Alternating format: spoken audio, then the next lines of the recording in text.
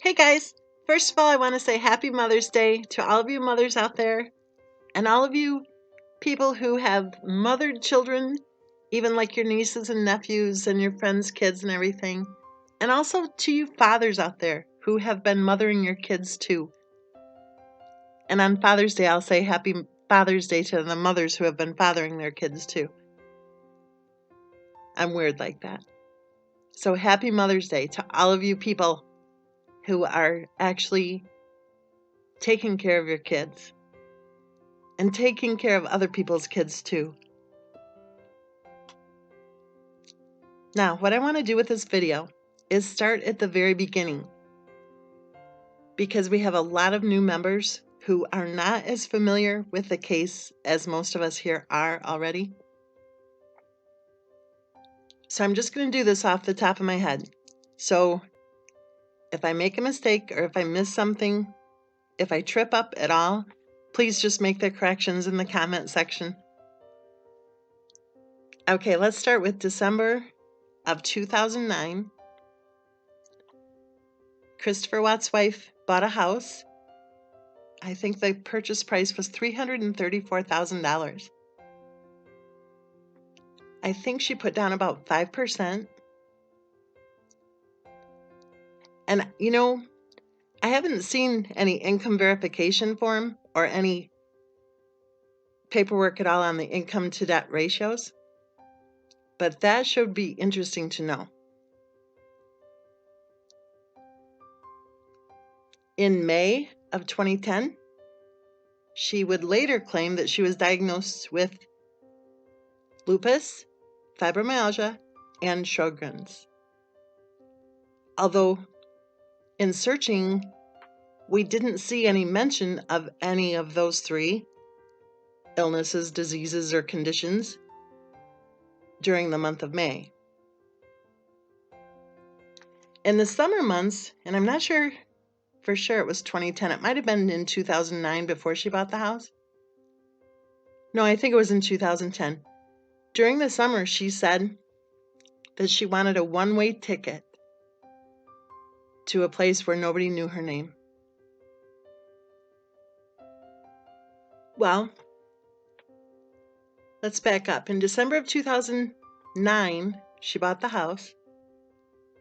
In January of 2010, she was listed in a lawsuit that was filed as a defendant. Then in May, lupus, fibromyalgia, Sjogren's. And then June or July, she wanted a one-way ticket out of there. In August of 2010, she met Christopher Watts. They went on their first date on August 10th of 2010. And after she learned that Christopher Watts wanted to have a big family, she told him that she wanted to have 10 children. Shortly after they met, she quit her job. And then somewhere around the end of November, she placed an ad on care.com that she would babysit.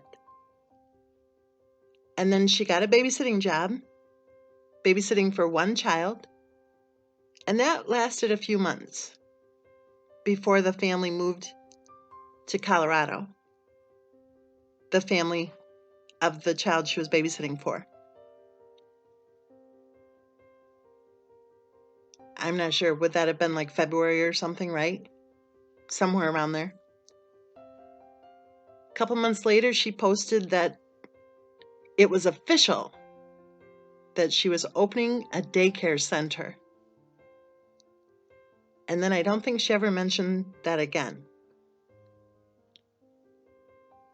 That summer, so it would have been June of 2011, she announced that she wanted to become a nurse.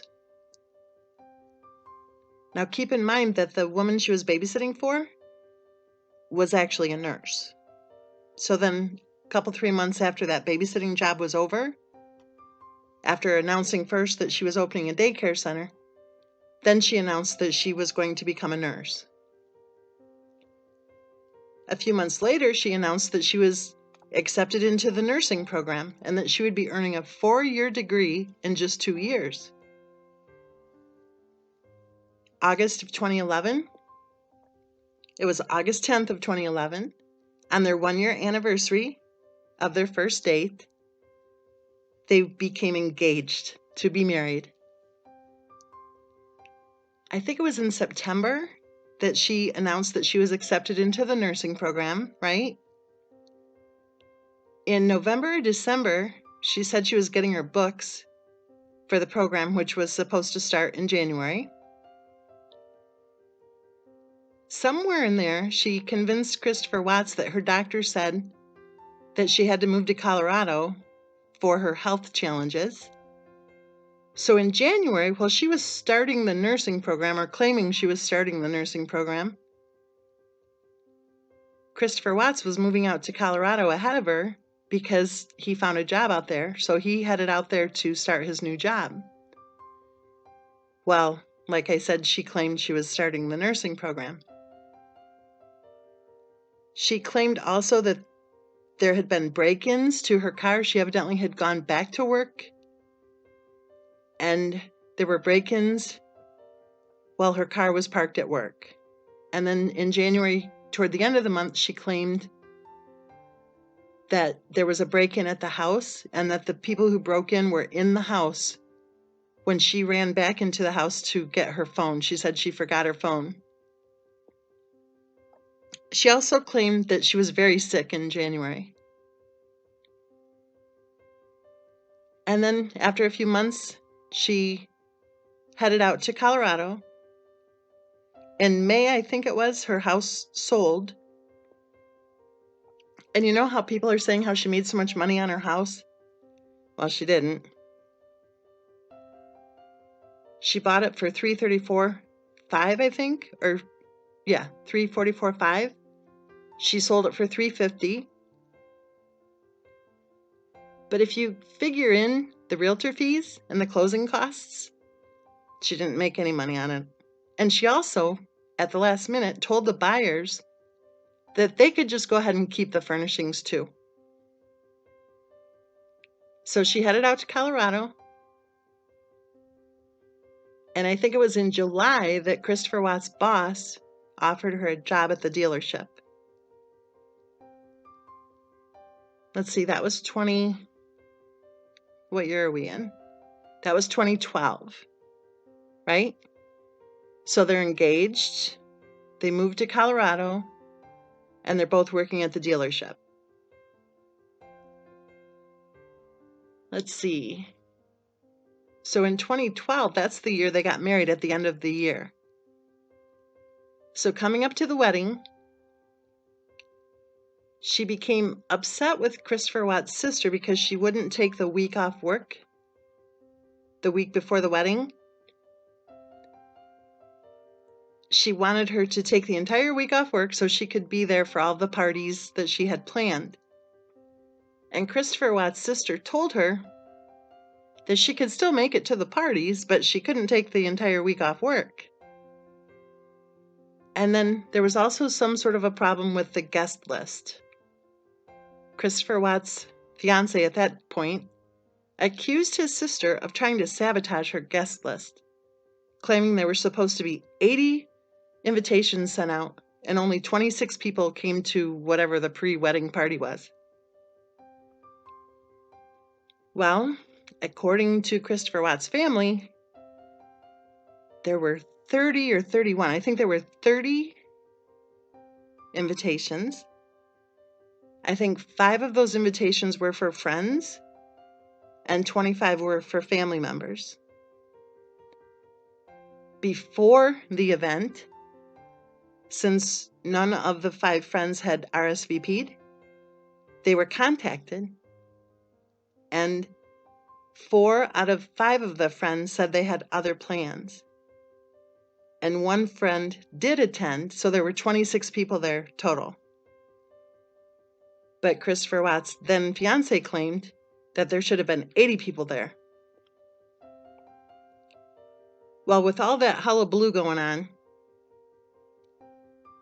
And there were other things too. There were some, I think, emails, and there were some Facebook posts that were nasty toward his family. With all that hullabaloo going on, it didn't sound like his family was welcome to attend the wedding.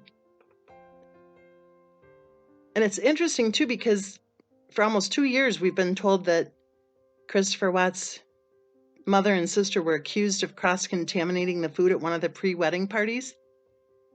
But we just learned recently that Christopher Watts' family never heard that one before. Not until after the tragedy, when people on social media were talking about it. So I think that's really interesting. So Christopher Watts' family didn't go to the wedding. There were, I think, a couple of his family members who were there. I'm trying to remember. I think his paternal grandmother was there. And also I think one of his cousins and maybe her spouse. Maybe their children, but I'm not sure. But I think one of his cousins and the spouse did go. But not his parents and not his sister. And then for 8 months, Christopher Watts did not speak to his family. For 8 months straight. So we're up to, let's see, the wedding was the end of 2012. So in 2013, I think it was in May of 2013, Christopher Watts bought the house in Colorado on his own. And then in June of 2013, he signed what's known as a quitclaim deed that basically added his wife's name to the deed, along with his. In December of 2013, Bella was born. And then in October of 2014, Christopher Watts' wife became pregnant with Cece. Now remember, we've been told for nearly 2 years that Christopher Watts' wife had fertility issues going on. And that she had to have a fertility specialist, and it was, tens of thousands of dollars and all of that. But I don't know why people are saying she had issues with her fertility. Because she got pregnant, I think, like 4 months after the wedding. And then she got pregnant when Bella was just 10 months old. That doesn't sound like fertility issues. I don't know of any fertility specialist who's going to be treating someone and charging them $25,000 because they didn't get pregnant in the first 4 months after they got married, right? So that doesn't make sense to me. So let's see. She got pregnant in October of 2014 with Cece. And then in June of 2015, they filed a bankruptcy. And a lot of people over the last couple of years have said that bankruptcy was all about medical bills, right? Because she had so many illnesses and diseases. But I don't know if you've had a chance to take a look at those bankruptcy docs. I don't know. Like I've been saying, I know I probably say this too much.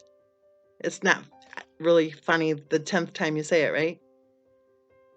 But I never knew that JCP and Macy's were healthcare providers.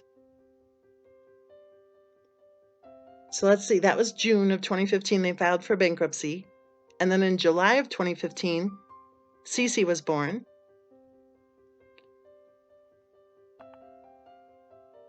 And then, I think it was in August of 2015, that bankruptcy was granted.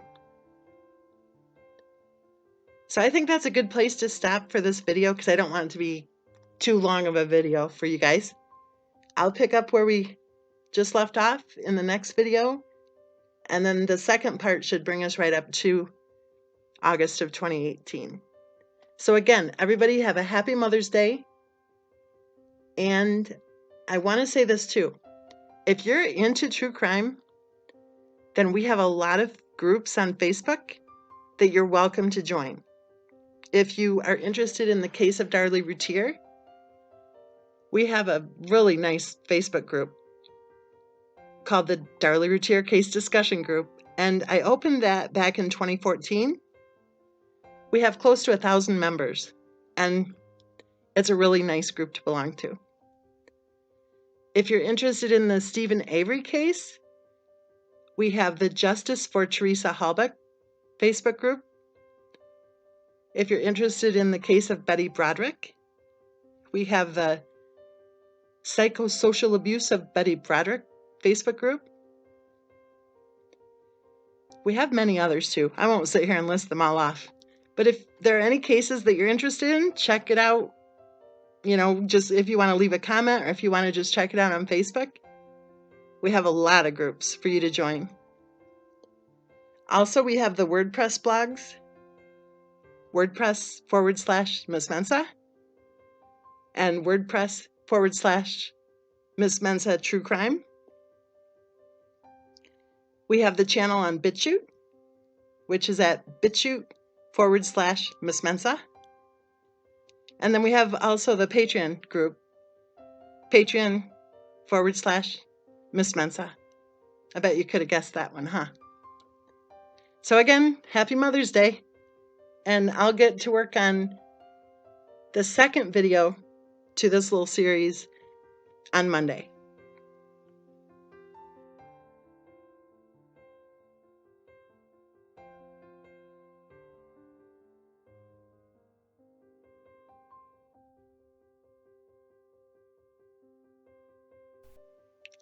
Hey guys, I just learned something that I didn't know before, and I don't want to redo the entire video, so I'm just going to add this little part to it. I just learned in the last 2 minutes that, I told you about the invitations. Well, here, let me see how I can do this. Hold on a minute. Hold on just a minute. I don't know if you can still hear me or not, but I'll go ahead and try this. I jotted down what I was told. Did you know that Christopher Watts' mom never knew that his then fiance had complained about her friends not being at the bridal shower? Did you know that Christopher Watts' then fiance was told that nobody RSVP'd? And that she told them to go ahead and call them, and they did. And that was the end of it. So they didn't know about that, just like they never heard anything about the quote-unquote cross-contamination. So it sounds like the reason they didn't go is because they did not feel welcome based on the Facebook posts, the emails, the comments that were made. So again, the only people who went were one of his cousins and her spouse, and then his father's mother. And that was it. And then 8 months went by, like I said before. 8 months went by before they were able to speak with Christopher Watts again. So I just wanted to add that on because I had that new information. And the timing was just perfect, right when I was getting ready to upload. And well, actually, I was uploading it. So happy Mother's Day.